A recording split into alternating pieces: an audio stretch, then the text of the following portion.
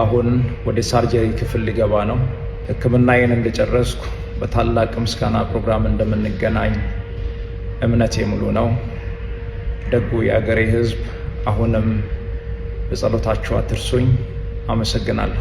ሰላም እንደምን አላችሁ አዲስ መረጃ ቤተሰቦች። ከአርቲስት ነጻነት ወርቅነህ ቀብር በኋላ አንድ አዲስ ግን የትም ያልተነገረ ጉዳይ ተሰምቷል። ይህም አርቲስት ሰይፉ ፋንታሁን ነጻነት ወርቅነህን ለማትረፍ ያደረገውና ያልተሰማው ጥረት በቀዳሚነት አዲስ መረጃ ገብቷል፣ እንሰማዋለን።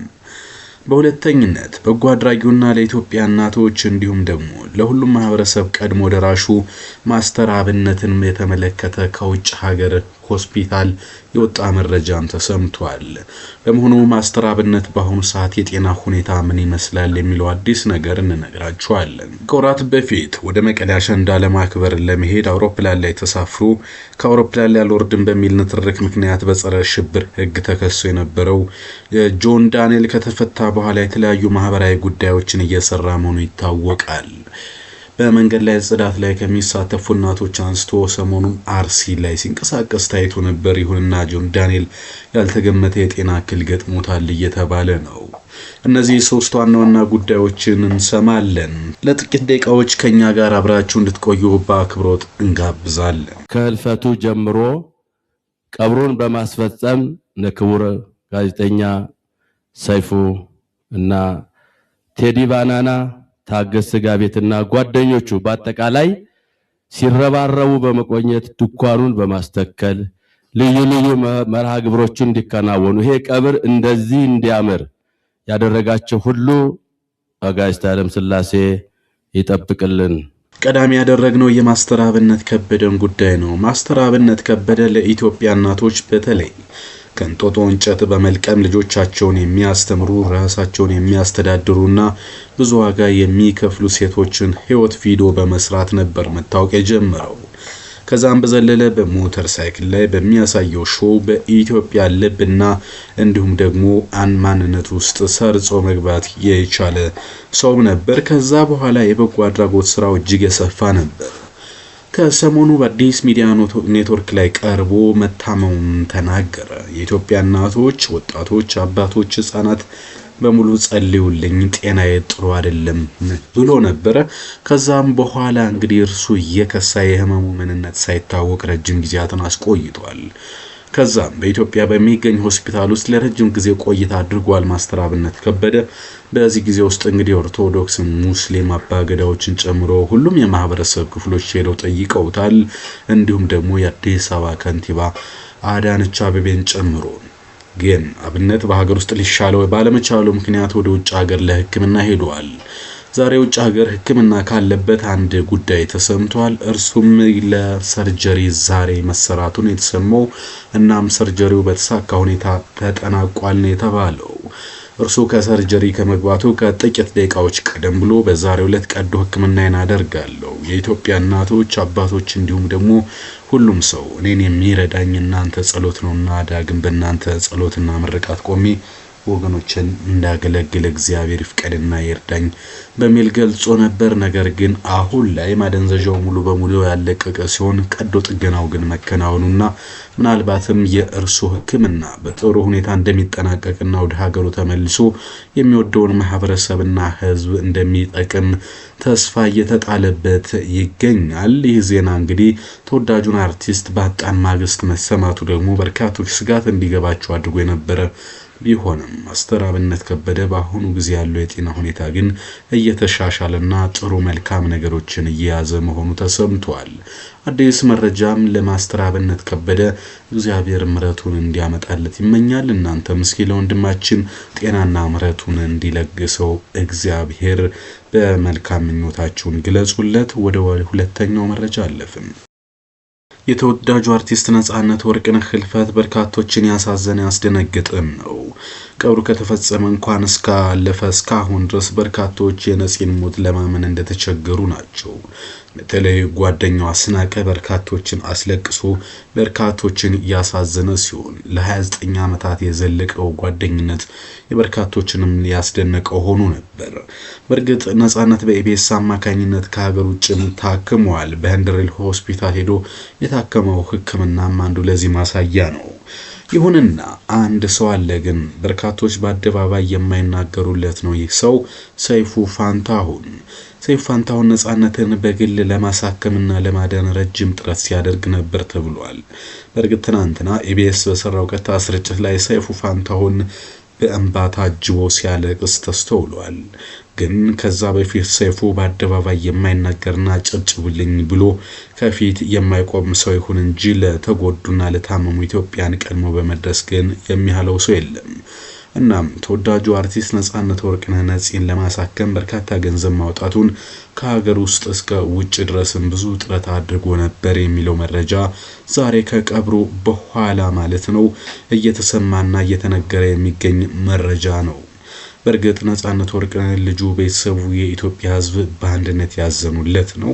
እየቆየ ሲመጣም ነጻነት ወርቅነህ ምን ያህል ደግ እንደነበረ ለተማሪዎች፣ በሰፈሩ ስራ ለሌላቸው ወጣቶችና አጠቃላይ ለእናቶች ጭምር ሲያደርገው የነበረው ጉዳይ ትልቅ አነጋጋሪ እየሆነ በነበረበት ሰዓት ድምፁ የማይሰማው ግን ለበርካቶች በመድረስ የሚታወቀው ሰይፉ ለሱ የከፈለው ዋጋ መነጋገሪያ እየሆነ ነው። በእርግጥ ሰይፉ አርቲስት ሲታመም አንድ ወዳጅ እያለ 100 ሺህ 50 ሺህ እንደሚሰጥ ኢቢኤስ ላይ የምናየውና የምናስተውለው ጉዳይ ነው። ነገር ግን ለአርቲስት ነጻነት ያደረገው ነገር አንድም የተገለጸ ጉዳይ አይደለም። ግን በነዛ ክፉ ቀኖች በተለይ በሱ በጉበት ህመም በሚሰቃይበት ጊዜ ነፂ አብረው በቅርቡ ካልተለዩ ሰዎች መካከል ሰይፉ ፋንታሁን እንደነበረ የሚያሳይ ፍንጭ ግን በኢቢኤስ መረጃ ተገልጿል። ከዚህ ውስጥ አንዱ እንግዲህ የቀብር ስነ ስርዓቱን እስከ ማስተባበር ድረስ በነበረው ሂደት ሰይፉ ፋንታሁን በቅድስት ሥላሴ ካቴድራል ምስጋናና እውቅና ተችሮት እንደነበረ የምናስታውሰው ጉዳይ ነው። ይህ የሰይፉ ፋንታሁን አንድ ኢትዮጵያን እያስታወሰ ነው። ይህም ኃይሌ ገብረስላሴ ነው። ሰይፉና ኃይሌ ገብረስላሴ ለሰው ሲሰጡ ድምጻቸው አይሰማም፣ ቴሌቪዥን ፊታቸው ላይ አይደቀንም፣ ፎቶ አይነሳም፣ ዜናም አይሰራለትም እንጂ ቢቆጠር ኖሮ የነርሱን ያህል በጎ የሚያደርግ አንድም ሰው አይገኝም የሚለው መረጃ በስፋት እየተሰሙ ነው። ኃይሌ ገብረስላሴ ለረጅም ጊዜ ለምሳሌ የሚቀለድበት በቋጣሪነቱ እንደነበረ ይታወቃል። ይሁንና ባህር ዳር ዩኒቨርሲቲ በእናቱ ስም ባስገነባው ትምህርት ቤት አንድ ተማሪ 12ኛ ክፍል ዩኒቨርሲቲን ሲያጠናቀቅና የእናቱ ስም ሲጠራ ትምህርት ቤቱም ኃይሌን ያሰራው ሲባል ከኢትዮጵያ በአንደኝነት ሰቃይ ልጅ ከ2 ዓመት በፊት መፈጠሩን ተከትሎ ኃይሌ ትምህርት ቤት መስራቱ ተሰምቷል። ከዛ በኋላም እንግዲህ በአበርገሌም ትምህርት ቤት ሰርቶ እንደነበረ የሚታወቅ ጉዳይ ብቻም ሳይሆን ለአስፈላጊ የጤናና ለሌሎች እርዳታዎች የዓለምንም ሁኔታ ኃይሌ ገንዘብ ሰጥቶ የሚሄድ ነው ይባላል።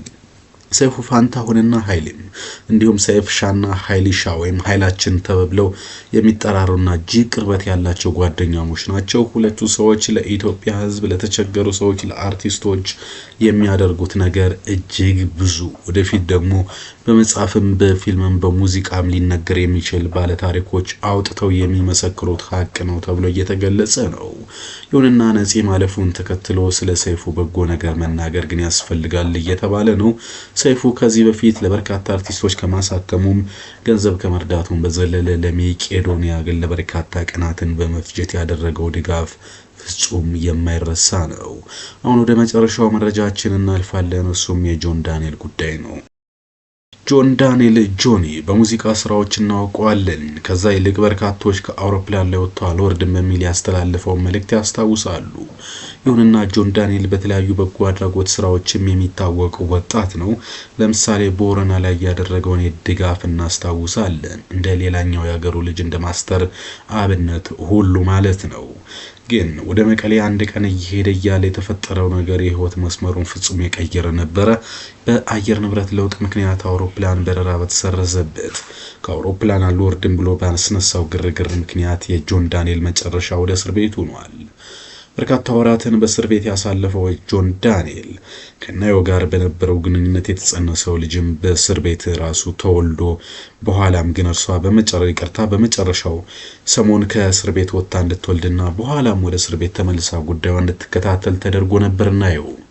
በኋላ እንግዲህ በይቅርታና ጆን ዳንኤል ከስር ተፈቷል። ከስር ከተፈቱ በኋላ ከናዮ ጋር በትዳርን መቀጠል እንደማይፈልጉ ይልቁን ልጃቸውን በጋራ እንደሚያሳድጉና ኮፓርትነር እንደሆኑ በይፋ ተናግሮ ነበር። አሁን ላይ ደግሞ ጆን ዳንኤል ወደ በጎ አድራጎት ስራዎች ተመልሰዋል። ይህም በአርሲ የንጹህ የመጠጥ ውሃ ማስቆፈር ነው። በአርሲ አካባቢ ኦሮሚያን አባቶችና እናቶች እንዲሁም ከብቶች በጋራ ከአንድ ወንዝ ውሃ ይጠጣሉ። ይህም ወደ 10,000 በላይ አባወራና ህዝብ አጠቃላይ ከንጹህ ያልሆነ የመጠጥ ውሃ ተጋላጭ እንደነበር የሚታወቅ ነው። ጆን ዳንኤል በዛም ንጹህ የመጠጥ ውሃን አስቆፍሮ ለበርካታ ወገኖቻችን የንጹህ መጠጥ ውሃ አቅርቦትን ለማዳረስ ጥረት እያደረገ ባለበት ሁኔታ ክፉኛ መታመሙና ወደ ሆስፒታል መግባቱ ተሰምቷል። እናም የኢትዮጵያ ህዝብ ጸሎት እንዲያደርግለት ጤናውም ችግር እንደገጠመው በይፋ ተናግሯል። ይህን ተከትሎ በርካቶች ድንጋጤ ውስጥ ናቸው። በነገራችን ላይ ጆን ዳንኤል ከዚህ ከንጹህ መጠጥ ውሃን ባለፈ በመንገድ ጽዳት ላይ የተሰማሩ እናቶችንም ወደ ማበረታታት ተመልሷል።